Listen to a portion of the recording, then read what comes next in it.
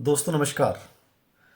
आज एक नए पेपर के साथ बहुत सारे बच्चों ने आज मुझे पेपर सुबह मॉर्निंग मॉर्निंग में भेजा कि सर इस पेपर को आज हल करवाइए, और मैंने समय निकाला आप लोगों के लिए और ये पेपर को हल करवा रहा हूँ। इतने सारे बच्चों का निवेदन, और उसको टाल भी मैं कैसे सकता हूँ, वैसे भी मैं नहीं टालता हूँ।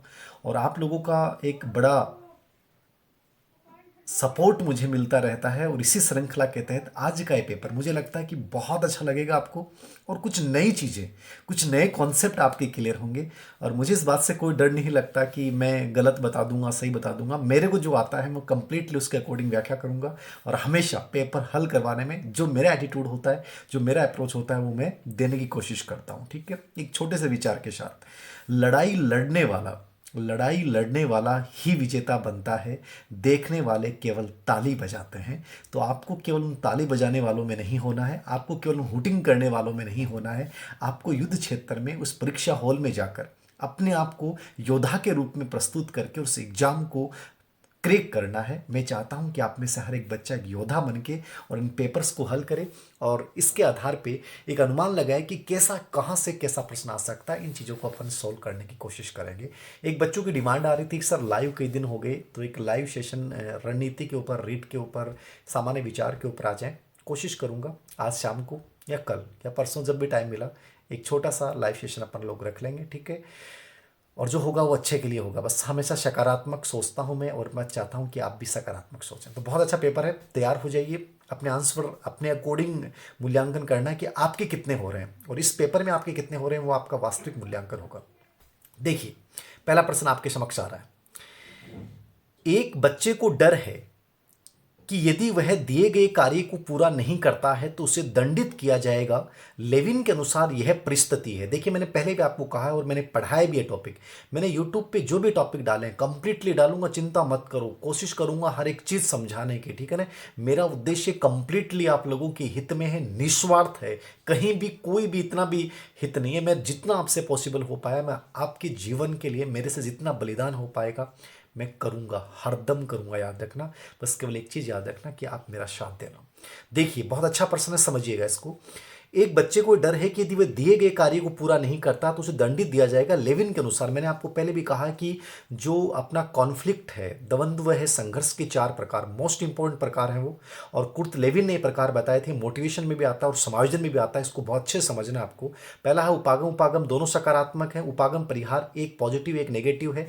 दो सकारात्मक संयोजकता मतलब दोनों उपागम उपागम मतलब दोनों ही पॉजिटिव आ रहे हैं, और दो नकारात्मक संयोजकता मतलब दोनों ही परिहार परिहार नेगेटिव आ रहे हैं। अब उदाहरण को है, रिलैक्स मूड में, कोई टेंशन नहीं लेनी है, आप बहुत अच्छे हैं, आप में बहुत स्टेमिना है, बस आपको समझना है। देखिए, बच्चे को डर है कि वह दिए गए कार्य को पूरा नहीं करता है तो उसे दंडित दिया जाएगा। अब इसमें इसको समझिए आप, कार्य को पूरा नहीं करता है, डर है, दंडित दिया जाएगा, मतलब डर है, ये पहला विचार आ गया।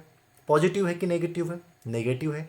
दंडित दिया किया जाएगा, ये भी। वो कार्य कर नहीं पाया कि उसको डर है कि मैं कार्य पूरा नहीं कर पाऊंगा, ये भी उसके मन में नकारात्मक विचार आ गया। आप में से कहता है ना, गुरुजी हो ही नहीं पाएगा, हम तो बन ही नहीं पाएंगे, हम तो क्रैक कर ही नहीं पाएंगे, वो नकारात्मक विचार है।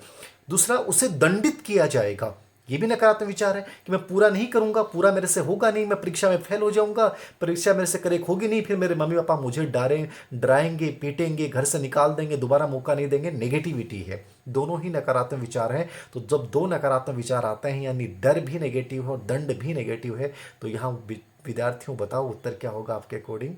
दो नकारात्मक संयोजकता। वेरी गुड, शाबाश, बहुत अच्छे बच्चे हो आप लोग तो। आगे देखिए अगला प्रश्न। एक 2 वर्ष का बच्चा, आराम से समझना है। एक 2 वर्ष का बच्चा बस, ट्रेन, ट्रक आदि सभी के लिए एक ही शब्द कार का प्रयोग करता है। वह निम्नलिखित में से किस त्रुटि का प्रदर्शन कर रहा है? ऐसे प्रश्न लेवल फर्स्ट में बहुत आते हैं, और ये जो मैंने टॉपिक्स आपको पढ़ाए हैं, देखो ऐसे प्रश्नों में कोई आपको मैटर की आवश्यकता नहीं होती। ऐसे प्रश्नों में केवल इंसाइट की आवश्यकता होती है, अपनी दिमाग, अपनी समझ की आवश्यकता होती है। तो सोचो कि हम बहुत सारी किताब पढ़ लेंगे और उससे हो जाएगा, नहीं। आपको केवल विश्वास रखना है कि मैं कर सकता हूं और आप कर सकते हो। मैं बार बार इन चीज़ों को कहता हूं, आपको विश्वास रखना है कि आप कर सकते हो, कर सकते हो, आप में है। और बार बार मैं फील करवा रहा हूं, फिर भी थारी हिम्मत आप लोगों की हिम्मत टूटती है तो फिर वो गलत है। देखिए, बच्चा बस, ट्रेक, ट्रेन, सब चीज़ें अलग अलग हैं। प्रत्यक्षीकरण इनका हो रहा है, ये प्रत्यक्षीकरण संबंधी है।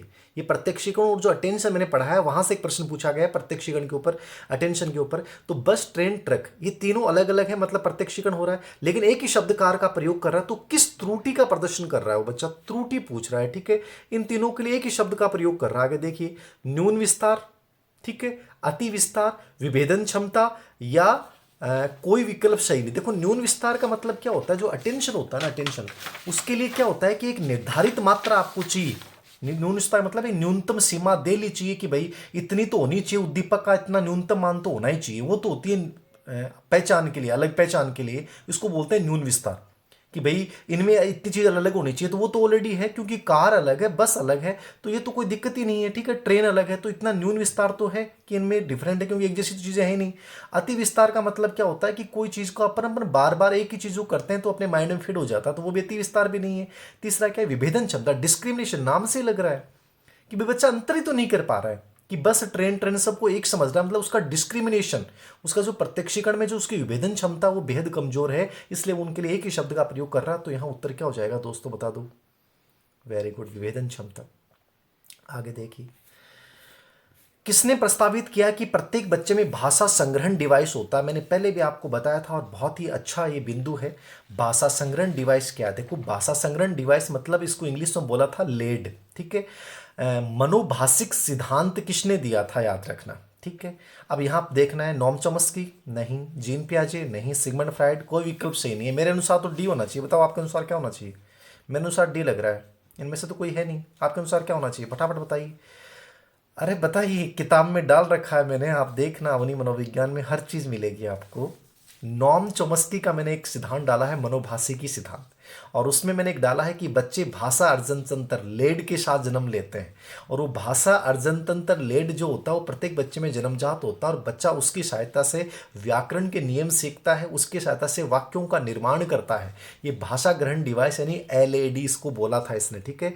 तो ये भाषा ग्रहण डिवाइस एलएडी का शब्द का प्रयोग किसने किया है, नॉम चॉम्स्की ने किया है।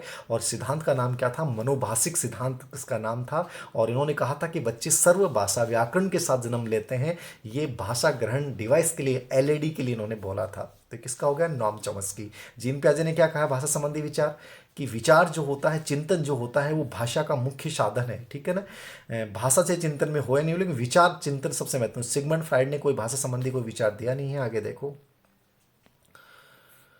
प्रायोगिक बुद्धिमत्ता की संकल्पना के प्रतिपादक कौन है। बहुत अच्छा प्रश्न है साहब। प्रायोगिक बुद्धिमत्ता, प्रैक्टिकल इंटेलिजेंस, ठीक है।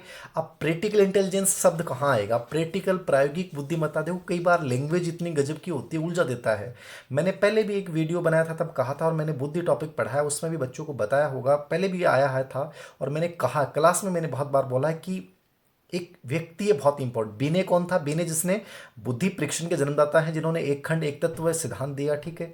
स्पेयरमैन जिन्होंने द्विकारक सिद्धांत दिया, जी बुद्धि, एस बुद्धि। क्रोल कौन है, जिन्होंने त्रिस्तरीय सिद्धांत दिया, सामान्य बुद्धि, विशिष्ट बुद्धि और संकीर्ण बुद्धि। तीन प्रकार बताते हैं, सामान्य स्तर, विशिष्ट स्तर और संकीर्ण स्तर, जिसको त्रिस्तर सिद्धांत बोलते हैं। ये क्रोल ने दिया, ठीक है।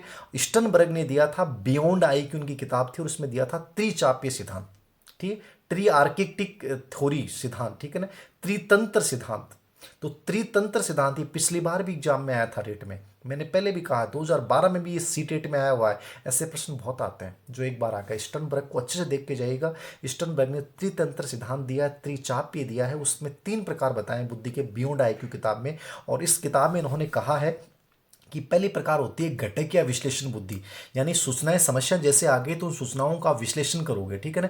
उन सूचनाओं को आप जो है टुकड़ों में विभाजित करोगे। इसमें आलोचनात्मक तत्व सबसे महत्वपूर्ण होता है, ये होती है आपकी घटक बुद्धि, ठीक है। दूसरी इन्होंने बताई थी अनुभव बुद्धि, जिसको आप सृजनात्मक बुद्धि कह दो, जिसको रचनात्मक बुद्धि कह दो। ये सब के सब अवनी मनोविज्ञान में डाल रखा है, देख लेना उठा के, ठीक है ना।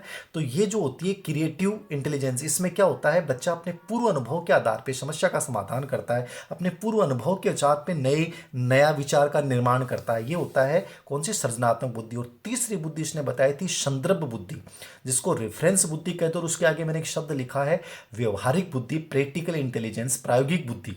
तो प्रैक्टिकल या व्यवहारिक बुद्धि किसको कहा था, संदर्भ बुद्धि को। वो भी मैंने नाम लिख रखा है किताब में, प्रैक्टिकल इंटेलिजेंस। प्रैक्टिकल इंटेलिजेंस सबसे महत्वपूर्ण होती है दैनिक जीवन में आने वाली पर्यावरणीय समस्याओं, पर्यावरण के संदर्भ में समस्याओं का समाधान करता है। ऐसे लोग जो होते हैं वो समस्याएं कितनी भी परिस्थितियां खराब हो जाएं लेकिन हार नहीं मानते। इनमें समस्या समाधान और समायोजन की योग्यता बहुत गजब की होती है। ये होती है प्रायोगिक बुद्धिमत्ता। समझ में आगो, प्रायोगिक बुद्धिमत्ता, प्रैक्टिकल इंटेलिजेंस किसको बोलते हैं? तीसरी बुद्धि, इसको संदर्भ बुद्धि कह दो, व्यवहारिक बुद्धि कह दो, प्रायोगिक बुद्धिमत्ता कह दो। स्टर्नबर्ग मोस्ट इंपॉर्टेंट है, आगे भी आने की संभावना रहेगी, इसको अच्छे से देख के जाइएगा। आगे देखिए, हो गया, आगे देखिए, ये है ना स्टर्नबर्ग हो गया, उत्तर बता दिया मैंने ना, लगत समझ में आ गया ना स्टर्नबर्ग।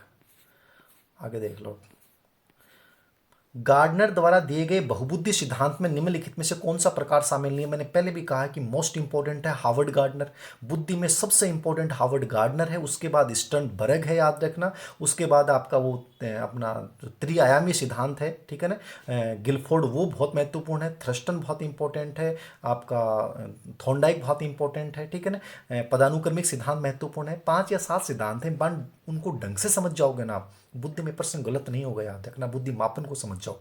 तो गार्डनर द्वारा दिए गए बहुबुद्धि सिद्धांत में, गार्डनर ने बहुबुद्धि सिद्धांत जो दिया था उसमें उन्होंने अपनी किताब का नाम क्या था? Frames of mind. और इस किताब में इन्होंने क्या दिया था? बुद्धि के शुरुआत में 7 प्रकार बताए, फिर 8वां प्रकार जोड़ा गया और फिर 9 प्रकार। वर्तमान में कितने प्रकार हैं? एनसीईआरटी के अकॉर्डिंग पूछे, किसी के अनुसार आपको 9 बताने हैं।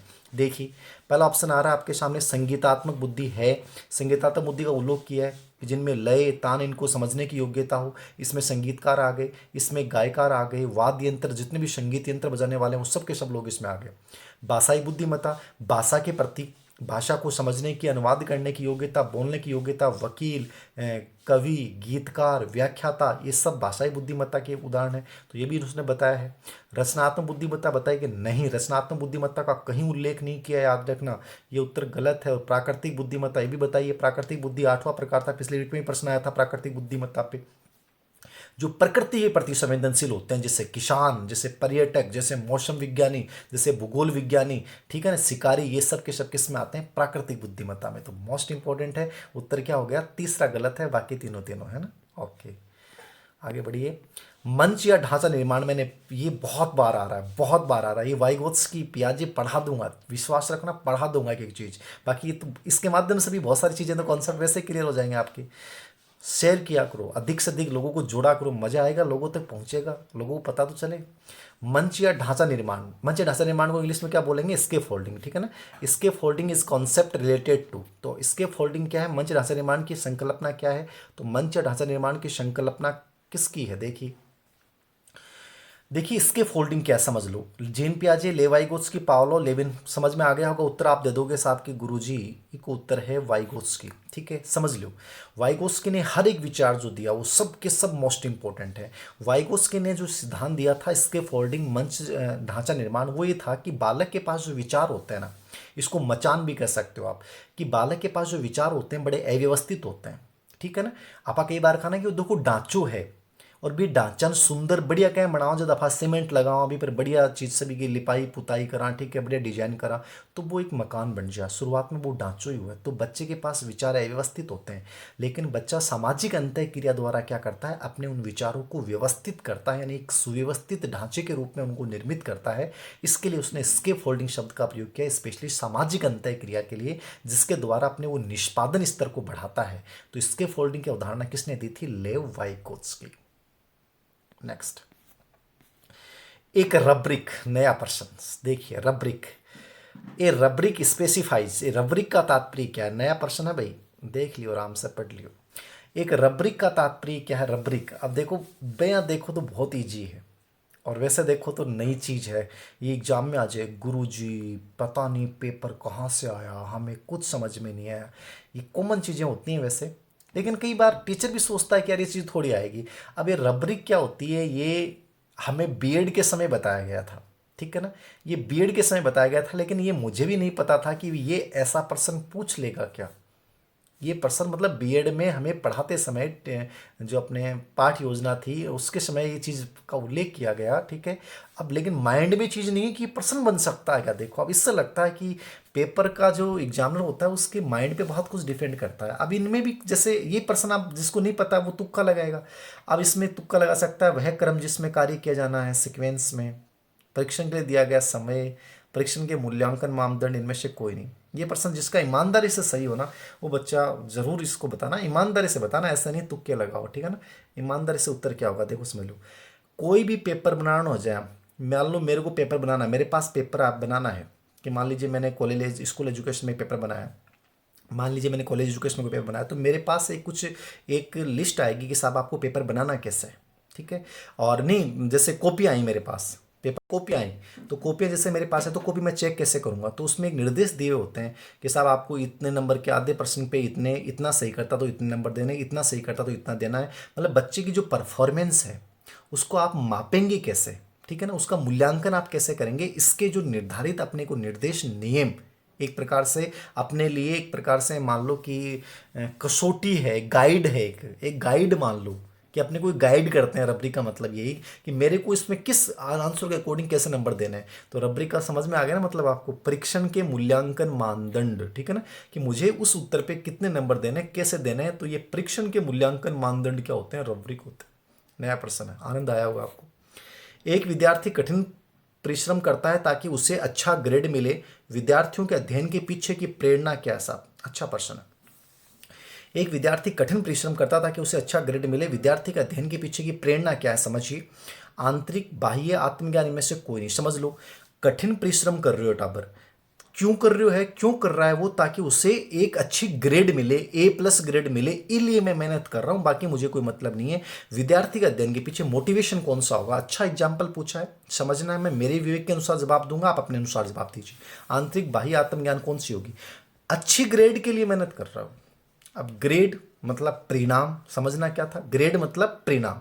यहां यह आता है कि सफलता प्राप्त करने के लिए कर रहा है, तो निश्चित रूप से आंतरिक मोटिवेशन होता।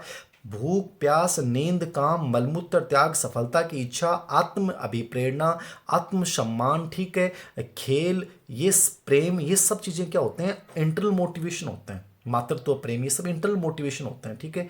लेकिन परीक्षा परिणाम प्रशंसा पुरस्कार दंड, इनसे बचने के लिए बच्चा करता है, इनको प्राप्त करने के लिए करता है कि मैं मिल जाएगा, वो परिणाम जो है उसको बाह्य मोटिवेशन माना जाता है। तो ये मेरे अनुसार निश्चित उसका उत्तर क्या हो जाएगा, ग्रेड मतलब बाह्य मोटिवेशन, तो ये बाह्य हो गया। लेकिन सफलता की इच्छा यहां होती कि एक बच्चा मेडिकल परीक्षा में सफलता प्राप्त करने के लिए कड़ी मेहनत कर रहा है, तो वो इंटरनल मोटिवेशन होता। नेक्स्ट, प्राथमिक पुण्य बल के रूप में प्रयोग हो सकता है, प्राइमरी रिइंफोर्समेंट किसको बोलेंगे। मैंने एक टॉपिक पूरा डाला है उस पर, यूट्यूब पे आप देख लीजिएगा, आराम से समझिएगा, कोई पैसा नहीं लगता आपका, निःशुल्क है कंप्लीटली, ठीक है। तो उनको देखा करो, समझा करो, ठीक है। प्राथमिक पुण्य बलक के रूप में प्रयोग हो सकता है, प्राथमिक द्वितीयक पुण्य बलक धनात्मक के दो प्रकार बताए थे स्किनर ने, प्राथमिक और द्वितीयक। प्राथमिक का मतलब जो जन्मजात आवश्यकताओं की पूर्ति करते हैं, और द्वितीयक जो बाहरी रूप से प्राप्त होते हैं। आप समझ लो, प्रशंसा है क्या, नहीं, प्रशंसा किस में आएगा, द्वितीयक में। बिस्किट क्या है, बिस्किट भी द्वितीय में आएगा, बहुत अच्छा कहना, ये भी प्रशंसा पुरस्कार दे रहा है, तो ये भी द्वितीय में। इनमें से कोई नहीं, उत्तर क्या होना चाहिए, इसका उत्तर बताओ क्या। दो दो चीजें सोचने वाली यहां। अपन प्राथमिक पूर्ण बलक होता है जो जैविक आवश्यकताओं की पूर्ति करता है, तो जैविक आवश्यकताओं की पूर्ति यहाँ एक ही चीज कर सकती है, बिस्किट कर सकता है, कि भूखा बच्चा है और उसको अपन बिस्किट दे दें, तो बिस्किट उसके लिए प्राथमिक पूर्ण बलक का कार्य करेगा, ठीक है। क्योंकि बिस्किट क्या है, खाने में है, भोजन सामग्री में, तो यहाँ मेरे अनुसार तो उत्तर बिस्किट होना चाहिए। बाकी इसका उत्तर एग्जामिनर क्या मानता है वो उस पर डिपेंड करेगा, क्योंकि कल का पेपर है, क्या एग्जाम मानेगा, इनमें से कोई नहीं उत्तर मान सकता। लेकिन ज्यादा सही देखो एग्जाम के अकॉर्डिंग तो उत्तर बिस्किट ही होना चाहिए, क्योंकि बिस्किट भोज्य सामग्री है। तो बाकी तो दोनों बाह्य प्रेरणा में, तो निश्चित रूप से उत्तर क्या होगा, बिस्किट हो जाएगा। अल्बर्ट बांडुरा किसके लिए प्रसिद्ध है, बहुत अच्छा प्रश्न है। अल्बर्ट बांडुरा किसके लिए प्रसिद्ध है, अल्बर्ट बांडुरा किसके लिए प्रसिद्ध, बताओ, बताने की जरूरत नहीं। अनुकरण के द्वारा दिगम, मनोलैंगिक विकास सिद्धांत, संज्ञानात्मक विकास सिद्धांत, नैतिक विकास सिद्धांत। देखिए अल्बर्ट बांडुरा ने दिया था सामाजिक अधिगम, जिसको प्रेक्षण अधिगम, जिसको मॉडलिक अधिगम, जिसको सामाजिक संज्ञानात्मक सिद्धांत बोल दो, ठीक है ना। इन्होंने 1961 में चर्चा की थी, 1977 में अपनी किताब सोशल लर्निंग में स्पेशली इसका प्रतिपादन हुआ था, याद रखना। चर्चा 1961 में ही कर ली थी। वाल्टर इनके सहयोगी थे, और इन्होंने स्पेशली इस बात पे बल दिया था कि बच्चा दूसरों को देखकर सीखता है, अनुकरण करके सीखता है। और बहुत सारे प्रयोग किए थे, बेबी डॉल पे, जोकर पे, छोटे से बच्चे पे, ठीक है। तो निश्चित रूप से इसमें कोई सोचने की आवश्यकता नहीं है। कौन सा अधिगम हो जाएगा, अनुकरण के द्वारा अधिगम। कौन सा अधिगम हो जाएगा, अनुकरण के द्वारा अधिगम अल्बर्ट बांडुरा ने दिया था। मनोलैंगिक विकास सिगमंड फ्राइड, संज्ञानात्मक विकास जीन पियाजे, और नैतिक विकास बताऊंगा नहीं मैं आपको। आगे देखिए, किसने नैतिकता का विकास सिद्धांत दिया, अगला प्रश्न आ गया, नैतिकता का किसने विकास सिद्धांत दिया है, बहुत अच्छा प्रश्न है। अब आपके दिमाग में आएगा नैतिकता का विकास सिद्धांत किसने दिया है? पियाजे, वाइगोत्स्की, फ्रायड, बांडुरा। कोहलबर्ग होता तो आप तुरंत कर देते कि कोहलबर्ग। कोहलबर्ग नहीं है, तो यहाँ उत्तर क्या होगा बताइए? पियाजे आएगा। उत्तर क्या आएगा? पियाजे। देखिए, पियाजे ने सिद्धांत दिया था और 1932 में एक किताब लिखी थी जीन पियाजे ने, मोरल जजमेंट ऑफ चाइल्ड, 1932 में। और इस किताब में इसने कहा था कि नैतिकता के दो स्तर मुख्य रूप से होते हैं, प्रायत नैतिकता और स्वायत्त नैतिकता। मुख्य स्तर तो दो होते हैं, प्रायत नैतिकता और स्वायत्त नैतिकता। और नैतिक विकास की जो अवस्थाएं इसने बताई थी वो चार बताई थी, जैसे कि अनोमी चरण, कानून रहित चरण 0 से 5, ठीक है। हेटेरोनोमी चरण 5 से 8, जिसमें बच्चा प्रशंसा पुरस्कार दंड इनसे प्रभावित होता है, ठीक है। फिर पारस्परिक आदान प्रदान की अवस्था, सहयोग की नैतिकता का विकास जिसको बोला है, ठीक है ना। और फिर ऑटोनोमी अवस्था। तो चार अवस्थाएं बताई हैं और दो इसने प्रमुख रूप से स्तर बताए थे। ये था जीन पियाजे का नैतिक विकास सिद्धांत। बहुत अच्छा है, बहुत प्रश्न आते हैं, किताब में कंप्लीटली डाल रखा है, आप देख लीजिएगा। पियाजे के अनुसार औपचारिक संक्रियात्मक आयु का विस्तार क्या है? ये भी बहुत अच्छा प्रश्न है। औपचारिक पियाजे ने कितनी अवस्थाएं बताई हैं? 4 बताई हैं। और ये प्रश्न बहुत सामान्य प्रश्न है, बताने की आवश्यकता नहीं है, ठीक है। 11 वर्ष, 7 से 11, जन्म से 2 वर्ष, बता दो फटाफट। 7 से 11 वर्ष या 11 वर्ष से ऊपर औपचारिक संक्रिया मतलब फॉर्मल स्टेज, ठीक है ना। कॉन्क्रीट ऑपरेशनल स्टेज होती है 7 से 11 वर्ष। फॉर्मल जो होती है ऑपरेशनल स्टेज, जहां बच्चे में अमूर्त चिंतन का विकास होता है, प्री काल्पनिक निगमन चिंतन का विकास होता है, विश्लेषण, संश्लेषण, निष्कर्ष निकालने की योग्यता, परिस्थापनिक सोच का विकास होता है। वो सब कहाँ होता है? औपचारिक संक्रियात्मक अवस्था में। तो ये 11 वर्ष से ऊपर, कुछ किताबों में 12 वर्ष से भी है। तो इसका उत्तर बहुत विवादित रहता है। पिछली बार स्कूल व्याख्याता में 12 वर्ष से उत्तर माना था, यहाँ लेकिन ऑप्शन में 12 वर्ष है ही नहीं, तो 11 वर्ष व उससे ऊपर। नेक्स्ट, आगे देखिए, बहुत अच्छा प्रश्न है। तृतीयक चक्रीय प्रतिक्रियाएं विकसित होती हैं। बहुत अच्छा प्रश्न है। तृतीयक चक्रीय प्रतिक्रिया, तृतीय चक्रीय प्रतिक्रिया मतलब क्या होता है? Treaty circular reaction develop during. आप देखो, चक्रीय मतलब सर्कुलर हो गया, प्रतिक्रिया मतलब रिएक्शन हो गया, तृतीयक। देखो, जिन्होंने पढ़ा है साइकोलॉजी उनके समझ में आ गया। मैंने किताब डिटेल में लिखी है। बहुत से बच्चे कहते हैं गुरुजी इतना मैटर भी कोई डालते हैं क्या? अभी स्कूल व्याख्याता क्या आएगी और भी डिटेल में आएगी, ठीक है। तो देखो, मैटर का बड़ा फायदा होता है। अब ये प्रश्न आ गया, मैंने जो संवेदीकामक अवस्था है उस अवस्था के 4-5 पार्ट किए हैं, किए ना। सहज क्रियाओं की अवस्था, प्रमुख प्रतिवर्ती क्रियाओं की अवस्था, गौण प्रतिवर्त क्रियाओं की अवस्था, ठीक है, गौण स्कीमेटा की अवस्था, और फिर पांचवी अवस्था डाल रखी है तृतीयक चक्रीय प्रतिक्रियाओं की अवस्था। देख लेना, पांचवा नाम डाल रखा है तृतीयक चक्रीय प्रतिक्रिया। अब वहां से प्रश्न पूछ लिया कि 12 से 18 महीने का बच्चा आता है ना, वो आता है तृतीयक चक्रीय प्रतिक्रिया, जहां बच्चा प्रयास व त्रुटि विधि से वस्तुओं के गुणों की खोज करता है, जहां बच्चा शारीरिक क्रियाएं कम करता है, ठीक है ना। ये होती है तृतीयक चक्रीय प्रतिक्रिया। तो ये कहाँ होती है? उत्तर बता दो। संवेदीगामक अवस्था नहीं, ये 5वां पार्ट है संवेदीगामक अवस्था का, ये मैंने बताया हुआ है किताब में, आप देख लीजिएगा, ठीक है ना। संवेदीगामक अवस्था। एक बालक को उसकी माँ के प्रति आकर्षण से की जो ग्रंथि होती है उसे फ्राइड ने कहा है बालक का माँ के प्रति आकर्षण, लड़की का पिता के प्रति आकर्षण। चर्चा की है, अभी सिद्धांत पढ़ाया था हमने, कंप्लीटली चर्चा की है। बता दो, बताने की आवश्यकता है। इलेक्ट्रा, ओडिपस, नैतिक, मौखिक ग्रंथ। तो इलेक्ट्रा मौखिक ग्रंथि तो पहली अवस्था होती है, ओरल स्टेज, जहाँ मुख से अपने काम क्रियाएं करता है। नैतिक द्वंद्व है, ये इससे संबंधित नहीं है। Oedipus, Electra. इलेक्ट्रा लड़कियों में पाई जाती है, लड़की पिता के प्रति प्रेम करती थी। ग्रीक राजकुमारी थी जिसने अपने भाई की सहायता से अपनी माँ की हत्या करके और पिता से शादी की थी, इसलिए नाम पड़ा था इलेक्ट्रा। ओडिपस क्या था? एडिपस नामक ग्रीक राजकुमार जिसने क्या किया था? अपने पिता की हत्या करके अपनी माँ से शादी की थी, उसके नाम पे पड़ा था ओडिपस, यानी माँ का बेटे के प्रति प्रेम या बालक का माँ के प्रति प्रेम, इसको नाम दिया था सिगमंड फ्राइड ने, ओडिपस। और ये कौन सी अवस्था में पाया जाता है? लिंग प्रधान अवस्था में, तो 4 से 5 वर्ष होती है। अगला प्रश्न है, वाइगोत्स्की के अनुसार बच्चा जिन कार्यों को, बहुत अच्छा प्रश्न है, ये सब प्रश्न बहुत ही अच्छे शानदार प्रश्न, आने वाले प्रश्न है। वाइगोत्स्की के अनुसार एक बच्चा जिन कार्यों को बिना किसी सहायता के स्वतंत्रता पूर्वक पूरा कर सकता है उसकी ऊपरी सीमा क्या कहलाती है? समझ लो। वाइगोत्स्की 3 शब्दों को यूज करें, एक संभावित विकास, एक वास्तविक विकास, एक समीपस्थ विकास, या सभी विकल्प सही हैं। 3 समझ लो, बढ़िया तरीका हूँ, बाकी मैं वीडियो बनाऊंगा अभी इस पे। संभावित विकास तो वो होता है जहां बच्चा कुछ महत्वपूर्ण व्यक्तियों की सहायता लेता है। वास्तविक विकास होता है जहां बच्चा बिना किसी सहायता के आगे बढ़ता है, बिना किसी सहायता की समस्याओं का समाधान करता होता है वास्तविक। समीपस्थ विकास होता है संभावित और वास्तविक के जो बीच को अंतर है, जो बीच को क्षेत्र है, वो समीपस्थ विकास हुआ जकाम वो अति महत्वपूर्ण और कुशल व्यक्ति जिसको उसने MKO नाम दिया है, मोर नॉलेजेबल अदर्स, उनकी सहायता से अपना विकास क्रियाएं करता होता है समीपस्थ विकास ZPT। ठीक है, तो वास्तविक विकास के होगा बिना कोई सहायता का कार्य करे, तो उत्तर यहाँ क्या हो जाएगा, वास्तविक विकासात्मक स्तर। अगला प्रश्न, ब्रॉनफेन बेनर के अनुसार जैव पारिस्थितिकी सिद्धांत, इन्होंने बायोलॉजिकल मॉडल इकोलॉजिकल मॉडल दिया था और किताब में डाल रखा है बढ़िया तरीके से। कई कहते हैं गुरु सिलेबस में कोई, फिर भी देख लो, प्रश्न आ जाता है, डाल रखा है मैंने किताब में, बाल विकास में देखना, सामाजिक विकास के साथ साथ इरिक्शन के साथ। तो ब्रॉनफेन बेनर ने क्या किया था कि 5 मॉडल बताया। ठीक है, 5 मॉडल के ही समझ लो। सूक्ष्म तंत्र नफा बोला माइक्रो, सूक्ष्म तंत्र क्यों है माइक्रो। मेजोतंत्र मतलब मध्य मंडल हो, इन बोला मेसो सिस्टम। वृहद तंत्र को बोलते हैं मैक्रो सिस्टम, और जो समय तंत्र कह दो या घटक, इसको घटक बोलते हैं समय तंत्र के, क्रोनो सिस्टम। ठीक है ना, तो समझ लो। ब्रॉनफेनर के अनुसार जैव पारिस्थितिक सिद्धांत के अनुसार नियम और कानून किस में, किताब में मैंने पूरा वर्णन डाल रखा है, समझ लेना। सूक्ष्म लघु तंत्र बनता है खुद से, माता पिता से, परिवार से और अपने दोस्तों से, इसको बोलते हैं अपन सूक्ष्म तंत्र। ठीक है ना, लघु तंत्र। मेजोतंत्र मध्य मंडल, यो लघु तंत्र का आपसी संबंध बना जाए, मेरा और विद्यालय का संबंध, मेरे और दोस्तों के बीच संबंध। वृहद तंत्र जो होता है, इसमें क्या होता है, समाज के जो नियम है, रीति रिवाज हैं, परंपराएं हैं, कानून हैं, ये सब आते हैं वृहद तंत्र में। और समय तंत्र जो घटक तंत्र है, इसमें आता है अपना इतिहास की स्थितियां, अपनी पूर्व घटनाएं जो हैं वो समय तंत्र में एक प्रकार से। ठीक है, तो यहां उत्तर बता दो क्या हो जाएगा, वृहद तंत्र हो जाएगा। नेक्स्ट देखो, कौन सा निरीक्षणात्मक अधिगम का तत्व है, तो निरीक्षण ऑब्जर्वेशन अधिगम क्या हो जाएगा, तो निरीक्षण अधिगम जो हो जाएगा वो क्या हो जाएगा, मुझे लगता है मैं जब चेहरा दिखाता हूँ तो उससे वीडियो की जो GB है बहुत ज़्यादा बढ़ जाती है, तो मैं फ़ोटो एक बार हटा दूँ तो सही रहेगा ना, कि कम थोड़ा तो GB हल्का बनेगा, तो मैं हटा रहा हूँ फ़ोटो। ठीक है, देखिए कौन सा निरीक्षणात्मक अधिगम का तत्व है, इसको समझिए। निरीक्षणात्मक अधिगम तत्व कौन सा है, बुद्धिमत्ता, संग्रहण, अनुबंधन, व्यक्तित्व। निरीक्षणात्मक अधिगम किसने दिया, अल्बर्ट बांडुरा ने।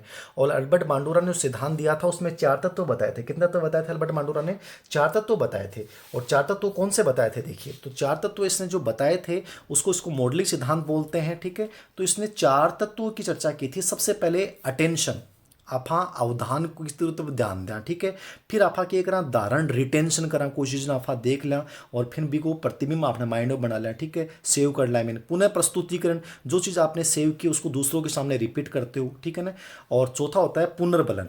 तो अब इनमें से आपको ये देखना है कि 4 में से एक है, तो कौन सा हो जाएगा बताओ, तुरंत दिमाग लगाओ, तुरंत दिमाग लगाओ, क्या हो जाएगा। देखो मैंने क्या कहा, धारण, ध्यान में तो तुम देखेंगे, धारण में अपन क्या करेंगे, वस्तु का सेव करेंगे, संग्रह करेंगे। अनुबंधन, तो बताओ संग्रहण आ जाएगा ना, क्या आ जाएगा, इंटेलिजेंस, रिटेंशन, कंडीशनिंग, पर्सनैलिटी। तो उत्तर क्या हो जाएगा, संग्रहण हो जाएगा। पहला मतलब ध्यान देना, अटेंशन। दूसरा रिटेंशन मतलब संग्रहण करना, धारण करना। तीसरा पुनः प्रस्तुतिकरण करना, वो भी नहीं। और चौथा पुनर्बलन। तो 4 शब्द होते हैं इसमें। ठीक है, तो बताओ उत्तर क्या हो जाएगा, संग्रहण। इस प्रकार से लैंग्वेज चेंज कर देता है। आगे देखियो, अरे फोटो नहीं दिखाऊं और फोटो दिखाऊं तब क्या फ़र्क आता है ये बताना मेरे को, क्योंकि फोटो से GB ज़्यादा बढ़ जाती है। अगला प्रश्न है श्रृंखलाबद्धता। श्रृंखलाबद्धता मतलब चेनिंग, the concept of चेनिंग is based on. बहुत बार प्रश्न आ गया, बहुत इजी प्रश्न है। श्रृंखलाबद्धता जो आधारित होती है वो किस पे आधारित होती है, तो तुरंत बता दो। क्रिया प्रसूत, शास्त्रीय अनुबंधन, सामाजिक संज्ञानात्मक प्रयास त्रुटि। श्रृंखलाबद्धता जो होती है वो क्रिया प्रसूत, स्किनर ने शब्द का यूज किया था चेनिंग का। ठीक है ना, और चेनिंग क्या होती है, अनुक्रियाओं को एक क्रम में अनुक्रियाओं को जो सीखना होता है वो चेनिंग होती है। ठीक है ना, एक क्रम में अनुक्रियाओं को सीखना क्या होती है, चेनिंग होती है। और क्रिया प्रसूत अनुबंधन जो है स्पेशली क्रिया, इस पे चेनिंग पे, श्रृंखला अधिगम पे आधारित है। तो याद रखना, क्रिया प्रसूत अनुबंधन में शब्द का प्रयोग हुआ है, किताब में डाल रखा है, आप देख लीजिएगा। काल्पनिक दर्शक या श्रोता किससे संबंधित है, काल्पनिक दर्शक श्रोता, ये पहले भी मैंने पढ़ाया था आपको। इमेजिनरी ऑडियंस रिलेटेड किससे है, आरंभिक संवेदी कामक मतलब early sensory motor stage, early pre operational stage, pre operational stage, adulthood या एडोलेसेंस। तो ये पढ़ाया है मैंने। कौन सा हो जाएगा, काल्पनिक दर्शक स्रोत। देखो काल्पनिक दर्शक स्रोत का मतलब वो है कि बच्चा में अहम भाव की विशेषता है। बच्चा ये सोचता है कि जैसे मैं अपने प्रति ध्यान आकर्षित हूँ वैसे दूसरे लोग मेरी तरफ ध्यान दे रहे हैं, ठीक है ना। कि शर्ट पे कुछ लग गया और बच्चा ये सोचता है कि जैसे ये लगा हुआ मेरे को दिख रहा है वैसे सभी लोग मेरी तरफ देख रहे हैं, देखो कितना गंदा शर्ट पहन रखा है। ये फीलिंग अपने बार बार बार आती है, इसको बोलते हैं इमेजिनरी ऑडियंस। और ये किशोर अवस्था की होती है। किसमें होती है? किशोर अवस्था की। ये कैसे होती है? पर्सनल फीबल, व्यक्तिगत दंत कथा। तो ये इंपॉर्टेंट है, इसको याद रखना, किशोर अवस्था। ऑपरेट कंडीशनिंग के अनुसार, बहुत अच्छा प्रश्न है। ऑपरेट कंडीशनिंग मतलब स्किनर वाला के अनुसार नकारात्मक पुनर्बलन वांछनीय व्यवहार को बढ़ाता है। एक बार सीखा गया व्यवहार कभी भूला नहीं जा सकता। दंड व नकारात्मक पुनर्बलन समान है। नकारात्मक पुनर्बलन अवांछनीय व्यवहार को कम करता है। तो देखो, दंड व नकारात्मक पुनर्बलन समान है, ये गलत है, ठीक है ना। नकारात्मक पुनर्बलन और दंड समान नहीं है। देखिए, दंड और नकारात्मक पुनर्बलन को अर्थ समझ लो। दंड तो यो है कि थे कोई नियम न तोड़ो, थारा जुर्मानो लगा दियो, 500 रुपया थारा बिना हेलमेट लगा दियो, दंड है। और बीच दोबारा भी नियम ने नहीं तोड़ो, ठीक है ना, तो दंड हुआ। नकारात्मक पुनर्बलन का मतलब ये होता है कि जिसके हट जाने से अनुक्रिया की संभावना बढ़ जाती है। जिसके हट जाने से अनुक्रिया की संभावना बढ़ जाती है। जैसे मान लीजिए बहुत तेज आवाज़ आ रही है और उससे आप पढ़ नहीं पा रहे हो, जैसे उस आवाज़ को हटा दिया तो आप उस कार्य को करने में समर्थ हो जाएंगे, वो नकारात्मक पुनर्बलन है, ठीक है ना। तेज धूप आ रही है और उस तेज धूप को स्थान पे अपने छांव कर दी, उस धूप को हटा दिया, वो नकारात्मक पुनर्बलन। तो नकारात्मक पुनर्बलन के ऊपर मैंने पूरा वीडियो बना रखा है। नकारात्मक पुनर्बलन के अनुसार क्या होगा, ऑपरेट कंडीशन के अनुसार, स्किनर के अनुसार, ये वांछनीय व्यवहार को बढ़ाता है, याद रखना। क्या होता है? वांछनीय व्यवहार को बढ़ाता है, याद रखना, कम नहीं करता। कौन सी फ्राइड के मनोलैंगिक विकास की अवस्था है, बता दो फटाफट। इजी सा प्रश्न है। मूर्त संक्रियात्मक, पूर्व संक्रियात्मक, गुप्त अवस्था, संवेदी। देखो, फ्राइड ने मनोलैंगिक विकास में 5 अवस्थाएं बताई थी, ठीक है। कौन कौन सी? ओरल स्टेज, मुखावस्था, गुदावस्था, एनल स्टेज, तीसरी आपकी ये लिंग प्रधान अवस्था, ठीक है। चौथी फेलिक स्टेज को बोला लेटेंसी स्टेज, गुप्त अवस्था, सुषुप्त अवस्था, बाल्यावस्था वाली, मतलब कोई काम क्रिया नहीं करता। और 5वीं जनेंद्रिय अवस्था। तो यहाँ उत्तर कौन सा हो जाएगा? गुप्त अवस्था। यहाँ कोई काम क्रिया नहीं करता। निकटता के सिद्धांत की संकल्पना किसने दी थी?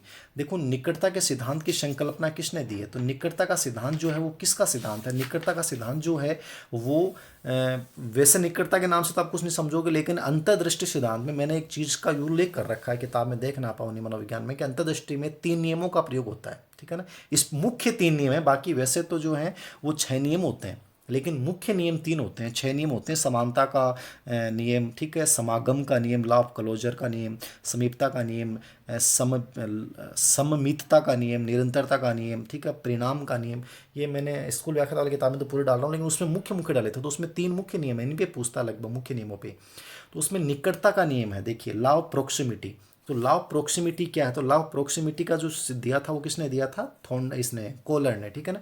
तो इसका प्रयोग किसने किया? गेस्टाल्ट मनोविज्ञानी द्वारा। इसका मतलब ये होता है कि हमारा जो मस्तिष्क होता है वो स्थानीय समीपता के आधार पर विभिन्न तत्वों को संपूर्ण आकृति के रूप में प्रत्यक्षीकरण करता है। ये था निकटता। जो वस्तु जितनी निकट होगी समीपता के अकॉर्डिंग, स्थानीयता के अकॉर्डिंग, उसका जल्दी प्रत्यक्षीकरण होगा। तो ये उत्तर क्या हो जाएगा? गेस्टाल्ट मनोवैज्ञानिक। उत्तर क्या हो जाएगा? गेस्टाल्ट मनोविज्ञान।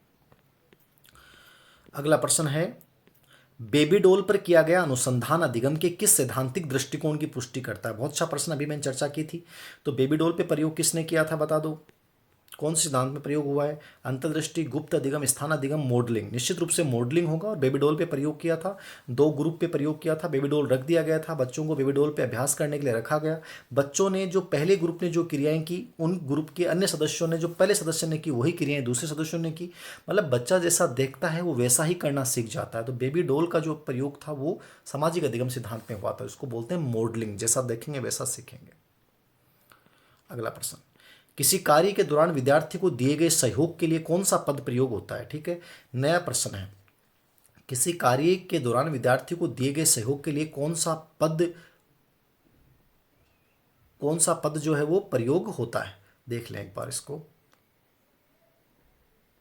कौन सा पद प्रयोग होगा। देखिए इसका मतलब, देखिए इसको एक बार समझिए थोड़ा सा। Which term refers to support offered to student during an activity. किसी कार्य के दौरान विद्यार्थी को दिए गए सहयोग के लिए कौन सा पद प्रयोग किया जाएगा? क्या होना चाहिए? एक अनुमान लगाइए। मैं अनुमान नहीं लगाऊंगा इसमें, कन्फर्म नहीं कर पाऊंगा इसमें, क्योंकि ब्रेनस्टॉर्मिंग तो जो अपने विचारावेश विधि होती है, अचानक से समस्या देंगे बच्चे को, समस्या का समाधान करने के लिए बच्चा खुद प्रयास करेगा, तो इसमें तो अपन सहयोग तो कर ही नहीं रहे। प्रमोट सलाह, तो इसमें सलाह सही लग रहा है कि प्रमोट सही लग रहा है? सजेशन, विद्यार्थियों दिए गए सहयोग के लिए सलाह दे देना, सलाह भी एक सहयोग हो सकता है। प्रमोट, प्रमोट का देखो, प्रमोट का अपन बोलते हैं ना, कई बार मार्केटिंग करते हैं, वृद्धि करना है ना, प्रोन्नति करना, बढ़ावा देना, ये तो प्रमोट होता है। सहायता करना, सहायता प्रमोट होगा कि नहीं होगा? सहायता हो सकता है क्या प्रमोट में? ये उलझाने वाला सा प्रश्न है, इसमें सिर्फ मैं एक अनुमान लगाऊंगा। और मेरे अनुसार यदि मैं अपने विवेक की बात करूँ, इनसाइट की बात करूँ कि मतलब मेरे को जब बतौर विद्यार्थी इसमें यदि उत्तर करना हो तो मैं क्या करके आऊँ एग्जाम में, तो मैं इसका उत्तर करके आऊँ, अनुमान बता रहा हूँ एकदम क्लियर नहीं है। ये मान लीजिए मेरी इनसाइट क्या होनी चाहिए इसकी। कभी मैंने इसका प्रमोट शब्द में सिर्फ यही है, प्रमोट मतलब वृद्धि करना, प्रोन्नति करना, बढ़ावा देना, ये प्रमोट का मतलब होता है। सलाह मतलब सलाह में लेकिन सहायता जरूर थोड़ी, सलाह तो पॉजिटिव नेगेटिव कैसे हो सकती है?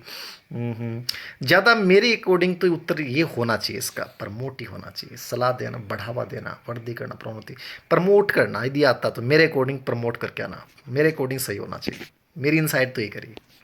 आगे देखिए, कौन सी दृष्टि बाधित बालक के शिक्षण हेतु प्रयोग की जाती है? बहुत अच्छा प्रश्न है।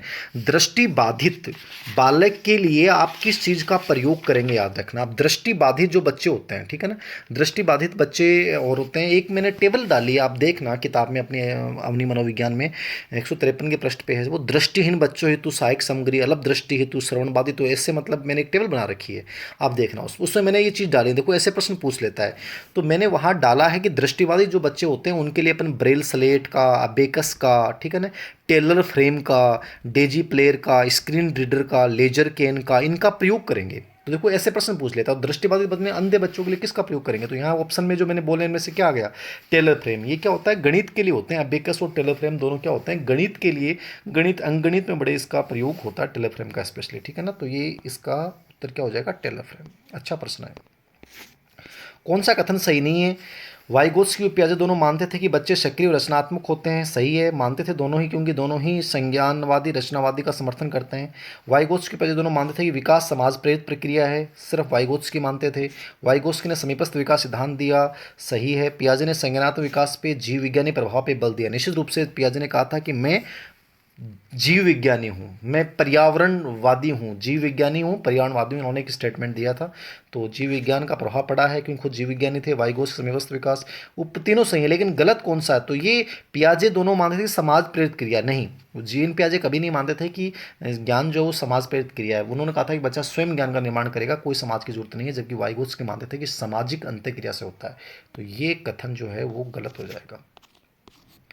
नेक्स्ट देखो साहब, पियाजे के संज्ञानात्मक विकास सिद्धांत के अनुसार विकास क्या है? बहुत अच्छा प्रश्न है, नई चीज़ मिलेगी शायद आपको, पहले नहीं पढ़ा होगा आपने। सतत प्रक्रिया है, लगातार चलती है, कोई ज़रूरी नहीं है साहब। संज्ञानात्मक विकास लगातार चले जरूरी नहीं है। जैसे कि आपके कोई दिमाग में कोई प्रॉब्लम हो गई तो आपका रुक भी सकता है, कोई आयु विशेष के बाद आपकी स्मरण शक्ति वगैरह, चिंतन शक्ति वगैरह कमजोर होने लग जाती हैं, तो सतत प्रक्रिया होगी कि नहीं होगी? पियाजे के अकॉर्डिंग पूछ रहा है। सतत पियाजे ने क्या माना है? गतिवर्धन प्रक्रिया तो माना है कि आगे बढ़ती रहती है। असतत प्रक्रिया है, सतत असत दोनों है, कोई नहीं। बहुत अच्छा प्रश्न है, इसका उत्तर क्या दोगे बताओ?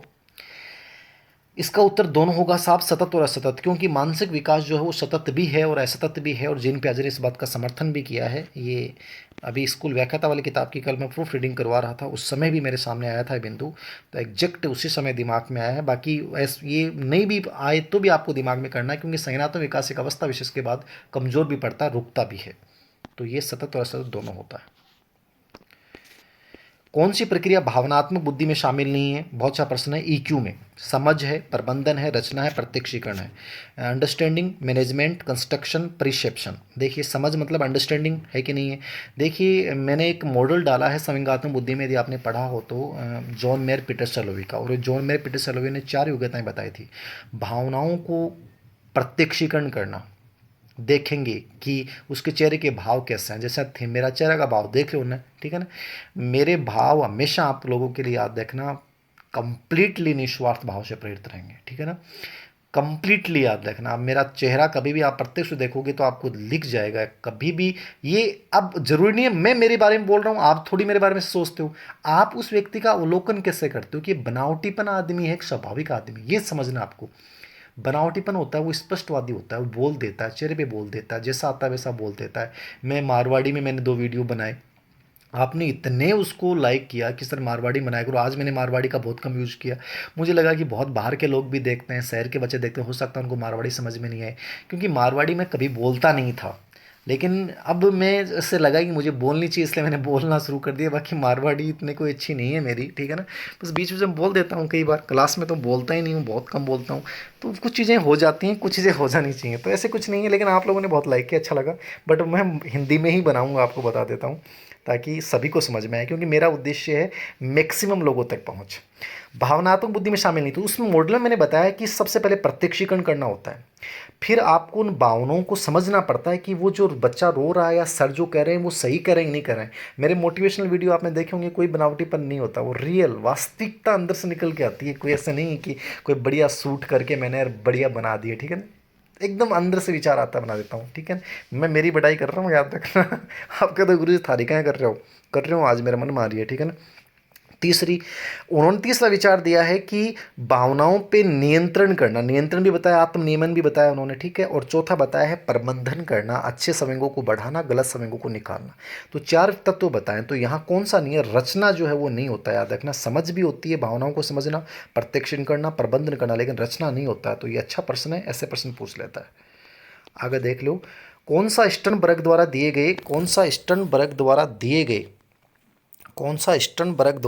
गए, अरे ये क्या हो गया, स्टर्नबर्ग द्वारा दिए गए त्रिशाखीय बुद्धिमत्ता सिद्धांत का अवयव नहीं है, ठीक है ना।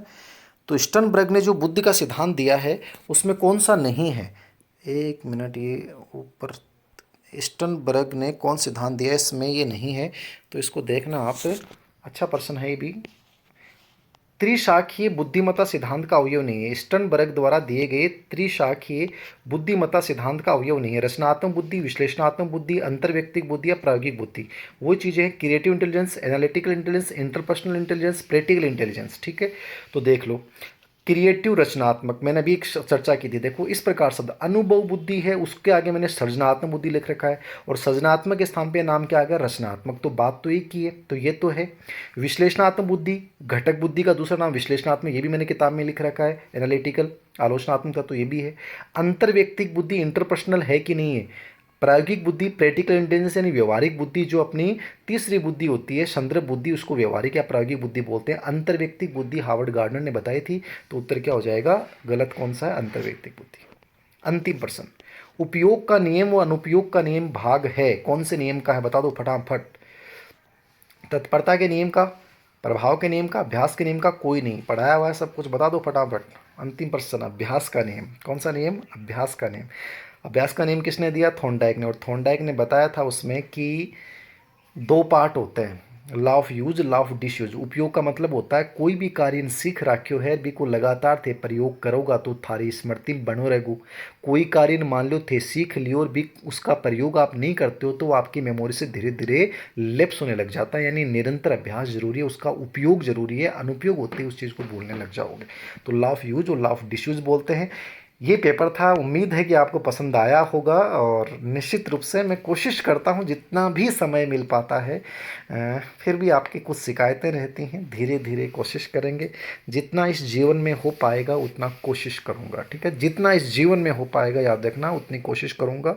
मैंने पहले भी कहा है कि जीवन बहुत छोटा सा है, जितना अच्छा हम कर सकते हैं हमें करने की कोशिश करनी चाहिए, और बिना डर के करनी चाहिए। धन्यवाद।